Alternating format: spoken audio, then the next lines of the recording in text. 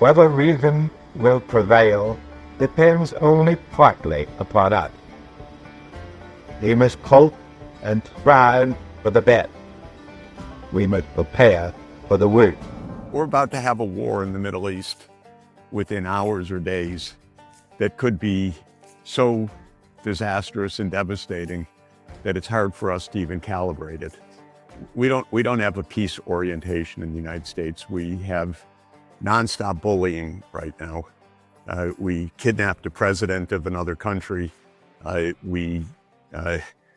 liked the fact, like in quotation marks, that Bessent, our supposed Treasury Secretary, but he's our hitman in the Treasury, described how the goal was to bring people out on the streets and into chaos in Iran.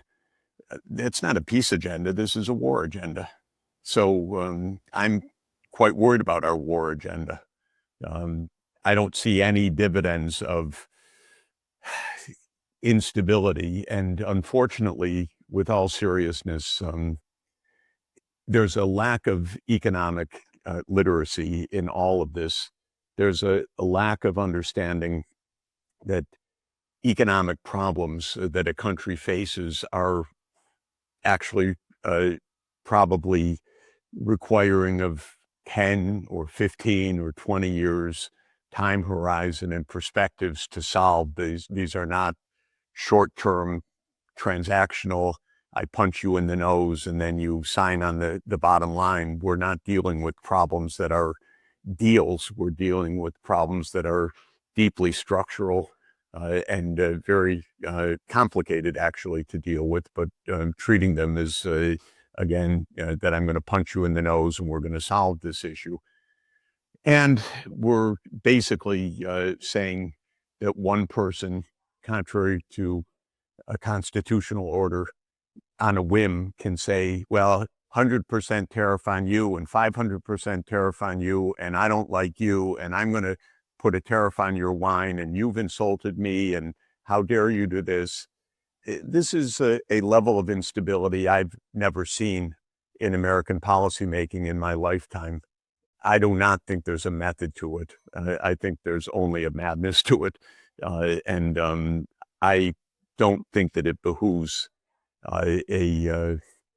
any major economy or society to behave in this extremely unstable and haphazard manner. And so I'm very worried about it.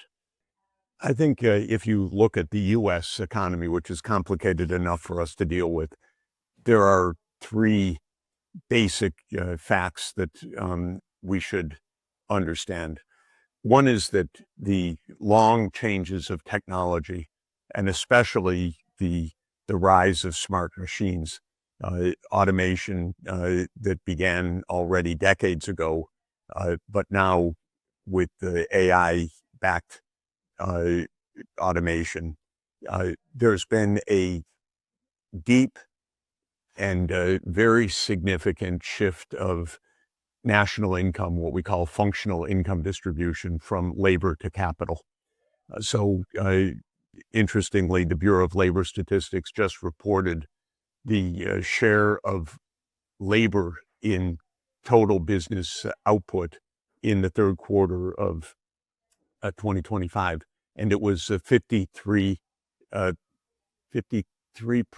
if I have it correctly, and that was the lowest ever recorded.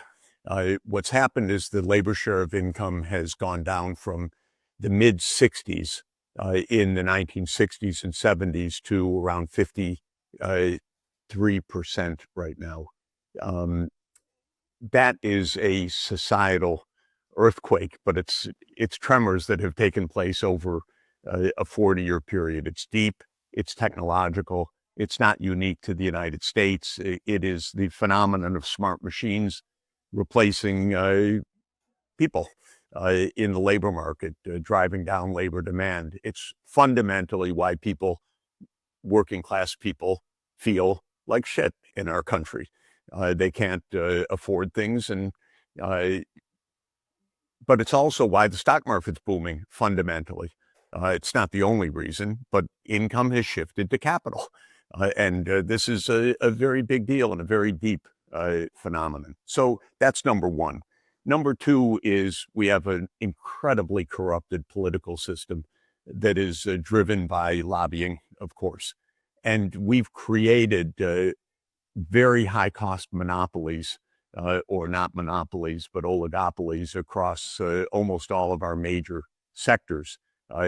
Healthcare is so out of sight, out of priced, out of control in this country that if you have to go to a doctor, first you need an MD, PhD to understand where you're going to go, what the payments are, whether it's within your system, not in your system, how it's going to work. Nobody in this world can actually manage this right now.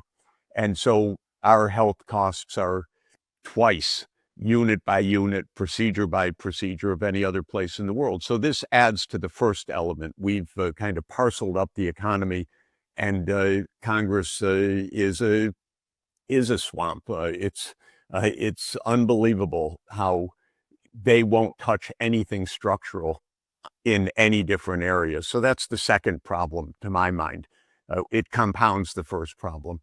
The third problem is we became completely the military-industrial state that Eisenhower warned us about back in 1961. I'm just amazed not only that he said it, but I'm impressed that a general, and he was a great general, was so clear, bold, and prescient in telling us we have a problem, which is that the military-industrial state has taken over our democracy. The only thing wrong with his speech of January 17th, 1961, is that he stated it as a risk, not as a already dominant reality. And to my mind, this is the basis on which we have been fighting nonstop wars everywhere. It's just out of control. And CIA has been out of control basically since 1947. And if you put a Hegseth on top of this and a Trump on top of that, my God, I don't know.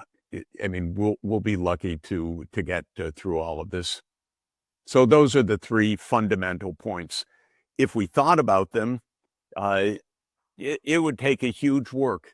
You know, in places that I work, governments actually think about these things. They study them.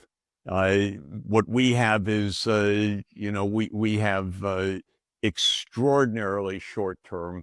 It's not even now, it's just a farce. Donald Trump says, we have the greatest military in the world. I made it. Biden wrecked it. Now I made it. Okay. If you had a concept like that, which is not one that I share, but greatest military in the world and Biden had wrecked it, you might say 20 years of rebuilding, serious effort, attention to technology, to organization. No, we play a game as if this is 15 minutes and I fix this, and I make an order and I fix that. This is not reality. This is a game show. And we really have too high stakes to be in a game show.